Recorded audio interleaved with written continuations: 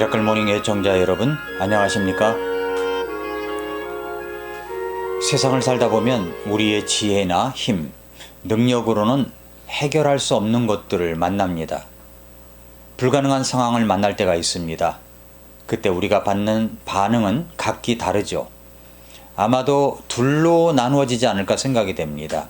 하나는 불가능은 없다는 믿음을 가지고, 그런 마음을 가지고 문제에 대응하는 사람이 있고, 또 하나는 불가능하다는 인식 아래 아예 미리 포기하는 사람이 있을 것입니다. 잘 아시겠지만 우리의 삶은 그리 순탄한 것만은 아닙니다. 우리의 삶에는 꼭 피하지 않고 부딪혀오는 것들이 있습니다. 불가능한 상황과 문제들입니다. 우리는 어떻게 그런 불가능한 상황을 넘어서서 살아갈 수가 있을까요?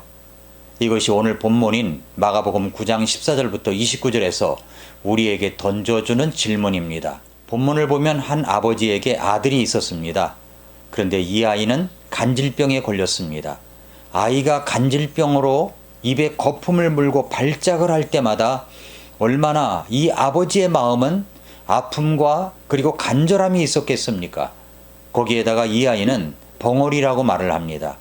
어떻게 아버지로서 아이의 질병을 모른 척하고 지나갈 수가 있었겠습니까? 아이의 그 간질병을 고치려고 엄청 노력을 다했을 것입니다. 자신이 가지고 있는 모든 재산을 동원해서라도 아이의 질병을 고치기 원했을 것입니다. 그런데 이 아이는 막이 들렸다는 증상을 이야기합니다. 이 아이의 질병은 고칠 수 없는 불가능한 병이었습니다. 그래서 예수님의 제자들에게 찾아와서 치유를 부탁합니다. 제자들은 열심히 노력을 다했습니다. 그런데 고쳐지지 않았습니다. 그들은 절망에 빠졌습니다. 바로 그때 예수님께서 나타나셨습니다. 예수님은 따로 제자 3명과 함께 변화산상에서 기도하시고 내려오시는 길이었습니다. 예수님을 발견하는 순간 이 아버지는 예수님께로 달려갑니다. 그리고 도와달라고 간청합니다. 마가복음 9장 17절, 18절을 보십시오. 무리 중에서 한 사람이 대답하여 이르되 선생님이여 내가 말 못하는 영이 들린 내 아들을 선생님께 데려왔나이다. 그가 그를 아무데나 데려가서 쥐어뜯으면 그가 거품을 흘리고 이를 갈며 또 몸이 파리해지나이다. 내가 선생님의 제자들에게 말하여 그들이 그를 내쫓게 하였으나 그들이 하지 못하더이다 라고 이야기를 합니다. 결국 예수님께서는 이 아이의 병을 고쳐주시고 불가능한 상황을 가능하게 하셨습니다. 예수님은 이 아이를 고쳐주셔서 온전하게 해주셨습니다. 놀랍지 않습니까?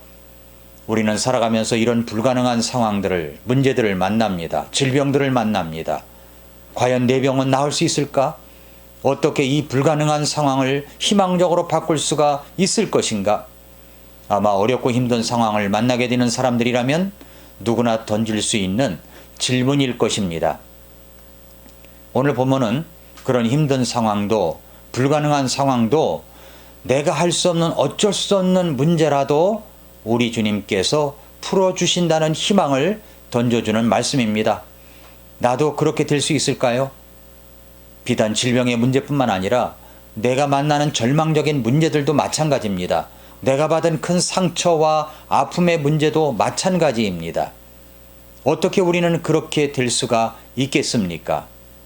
첫째로 그 문제를 예수님께로 가지고 오시기 바랍니다. 그 문제를 예수님께 가지고 오십시오. 이 아이의 아버지가 예수님께 그 문제를 설명합니다. 오늘 말씀해 보면은 무리 중에서 한 사람이 대답하여 이르되 선생님이여 내가 말 못하는 영이 들린 내 아들을 선생님께 데려왔나이다. 그가 그를 아무데나 데려가서 쥐어뜯으면 그가 거품을 흘리고 이를 갈며 또 몸이 파리해지나이다. 내가 선생님의 제자들에게 말하여 그들이 그를 내쫓게 하였으나 그들이 하지 못하더이다 하매, 자 여기 말씀해 보세요. 선생의 제자들에게 내어 쫓아달라 하였으나 저희가 능히 하지 못하더이다 라고 했습니다. 그러자 예수님께서 이렇게 말씀하셨죠. 그분께서 그에게 응답하여 이르시되 오 믿음이 없는 세대여 내가 언제까지 너희와 함께 있으리요? 언제까지 너희를 용납하리요? 그를 내게로 데려오라 하시니 라고 했습니다. 예수님께서 뭐라고 하십니까? 그 아이를 내게로 데려오라고 하십니다. 그 문제를 가지고 오라고 하십니다. 그 불가능한 것을 가지고 오라는 것입니다. 우리는 살아가면서 불가능한 문제들, 상황들을 만날 때 문제는 잔뜩 설명을 잘하는데 그 문제는 직접 예수님께 가지고 오지 않을 때가 있습니다. 그 문제는 뒤에 따로 모셔놓고 문제만 설명합니다. 어렵다고 합니다. 힘들다고 합니다. 죽을 것 같다고 이야기합니다. 그런데 문제는 어디에 있습니까? 어디다 뒀습니까? 우리 주님께서 말씀하십니다. 그 문제를 내게로 가져오라. 문제를 예수님께 가지고 오시기 바랍니다. 그 문제를 주님께 내어놓으시기를 바랍니다. 일단 문제를 가지고 왔다고 하더라도 그 문제가 변하지 않을 때가 있습니다. 문제 가지고 왔다고 해서 금방 바뀌어지는 게 아닙니다. 우리에게 주신 본문의 말씀을 한번 보시기 바랍니다. 그들이 그를 그분께 데려오매 그분께서 그를 볼 때 즉시 그 영이 그를 쥐어 뜯음으로 그가 땅에 쓰러져 뒹굴며 거품을 흘리더라 라고 했습니다. 자, 문제를 가지고 왔는데 상황이 변했습니까? 아니, 오히려 더 문제가 크게 보입니다. 더 심각하게 될 수가 있습니다. 우리는 어떤 때 이런 상황을 보고 즉시 역시 하나님도 예수님도 그 문제를 해결 못한다는 생각을 가질 수가 있습니다. 여러분, 그렇게 생각하지 마십시오. 그렇지 않습니다. 여기에 지금 악한 영이 더 발작을 하는 것입니다. 그 속에 문제의 원인이 더 크게 작동될 수 있습니다. 예수님께 맡겼더니, 예수님께 가지고 왔더니 그 문제가 더 확대되는 것 같습니까? 커져 보입니까? 그렇다면 예수님께서 더 확대된 그 문제도 해결하실 수 있는 능력의 주님임을 나타내 보이실 수 있는 기회가 되는 것이 아니겠습니까? 그 문제를 주님께 가지고 오십시오. 두 번째로, 믿음의 말을 하십시오. 악한 영이 그 아이 안에서 발작을 하며 더 불가능한 것처럼 보여지고 있을 때 예수님께서 그 아이의 아버지에게 묻습니다. 그분께서 그의 아버지에게 물으시되 이것이 그에게 들어온 지 얼마나 오래되었느냐 하시니 그가 이르되 어릴 때부터이니이다 라고 했습니다. 어릴 때부터 이 문제가 있었으니 얼마나 힘든 세월을 보냈겠습니까? 계속해서 이 아버지는 말씀을 드립니다. 그것이 그를 죽이려고 불과 물에 그를 자주 던졌나이다. 그러나 선생님께서 어떤 일이라도 하실 수 있거든 우리를 불쌍히 여기사 우리를 도와주소서. 어떤 일이라도 하실 수 있거든. 이 말은 믿음이 들어가 있지 않은 말입니다. 그러자 주님은 이렇게 말씀하셨습니다. 예수님께서 그에게 이르시되 네가 만일 믿을 수 있거든 믿는 자에게는 모든 것이 가능하니라. 여러분, 왜 기적이 일어나지 않는 것입니까? 왜 문제가 해결되지 않는 것입니까? 예수님께 가지고 와서도 해결되지 않는 이유가 무엇입니까? 그것은 나의 믿음의 문제라는 것입니다. 언어가 말이 잘못 되어 있습니다. 주님께서는 그 말을 교정하시고 있는 겁니다. 네가 만일 믿을 수 있거든 믿는 자에게는 모든 것이 가능하니라. 그렇습니다. 많은 경우 우리의 문제 속에서 기적이 일어나지 않는 경우는 바로 나의 언어가 잘못되어 있기 때문입니다. 믿음의 말을 하는 것 같지만 불신의 언어를 이야기하고 있습니다. 전혀 주님을 신뢰하지 못하는 언어입니다. 믿음의 언어로 바꿔줘야 됩니다. 여러분의 언어를 믿음의 언어로 바꾸십시오. 믿음의 말을 하라는 것입니다. 믿음의 말을 하십시오. 그러자 이 아이의 아버지가 즉각적으로 엎드려서 부르짖습니다. 24절입니다. 즉시 그 아이의 아버지가 부르짖고 눈물을 흘리며 이르되 주여 내가 믿나이다. 나의 믿지 아니함을 도와주소서. 아이의 병의 문제가 아니었다는 겁니다. 아이의 병이 문제가 아니었다는 것입니다. 자신의 믿음 없는 것을 도와달라고 간청합니다. 내가 믿습니다. 나의 믿음 없는 것을 도와주십시오. 그렇습니다. 믿음이 없었습니다. 믿음의 말을 하지 못한 것입니다. 믿음의 말을 해야 함을 깨닫습니다. 그래서 이 아버지는 이제 아이의 문제를 가지고 왔다가 자신의 문제를 고백합니다. 자신의 믿음 없음을 고백합니다. 그리고 우리 주님께 도와달라고 간청을 합니다. 때때로 하나님께서는 나의 주변에 일어나는 많은 불가능한 상황을 만나게 하시고 그 문제에 부딪혀 있을 때 주님이 가장 관심을 가지시는 것은 나의 믿음의 지수를 보시기 원한다는 것입니다. 그 문제를 해결하시는 주님을 얼마만큼이나 신뢰하고 있는가 하는 것을 보신다는 겁니다. 그러므로 믿음의 말을 하십시오. 여기서 우리는 바로 긍정의 힘을 빌려야 되는 겁니다. 문제를 문제로만 보는 것이 아니라 그 이면에 있는 하나님의 뜻은 무엇인가를 볼 줄 알아야 한다는 것입니다.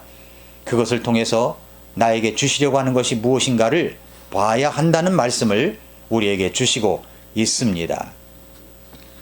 믿음의 말을 해야 합니다. 불가능한 문제는 당하는 사람에게 큰 고통을 가져다 줍니다. 그것도 하루 이틀이 아니라 1년, 2년을 계속하다 보면 정신적으로 육체적으로 너무 피폐해져 갑니다. 무려 12년 동안 한 가지 문제 때문에 지속적으로 고통을 당한다고 여러분 생각해 보십시오. 아마도 그 마음은 절망의 삶이라고 할 수가 있을 것입니다.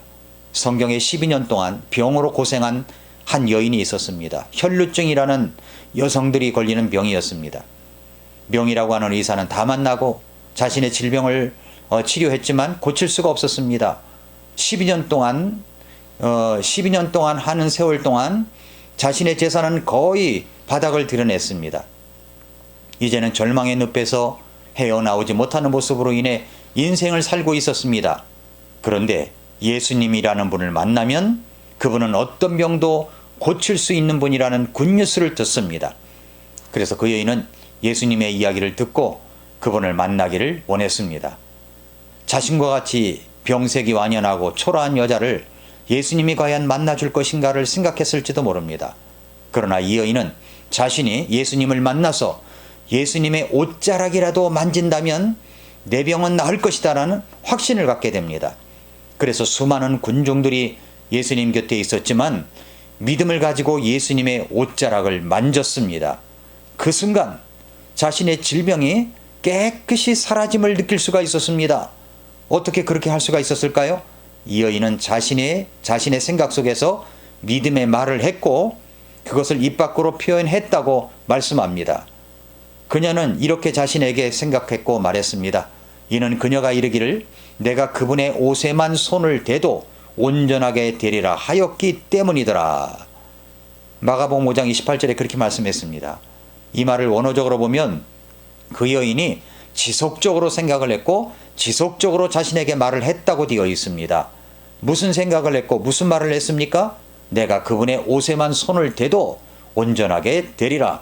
내가 그분의 옷에만 손을 대도 온전하게 되리라. 이것이 바로 믿음의 말입니다. 믿음의 말. 사랑하는 애청자 여러분, 불가능한 상황이 있습니까? 그 문제에 부딪혀 있습니까? 그렇다면 이제 그 문제를 예수님께 가지고 오십시오. 그리고 믿음의 말을 하십시오. 내가 예수님의 옷에만 손을 대도 나는 낫는다 라고 말한 혈루증 앓았던 여인처럼 말입니다. 네가 믿을 수 있거든 믿는 자에게는 모든 것이 가능하니라. 모든 것을 가능하게 하시는 그 예수님께서 이렇게 말씀드리십시오. 주여 내가 믿나이다. 나의 믿지 아니함을 도와주십시오. 믿음의 말을 하십시오. 예수님께 먼저 문제를 가지고 오십시오. 그리고 믿음의 말을 하시기 바랍니다. 오늘도 미라클 모닝입니다.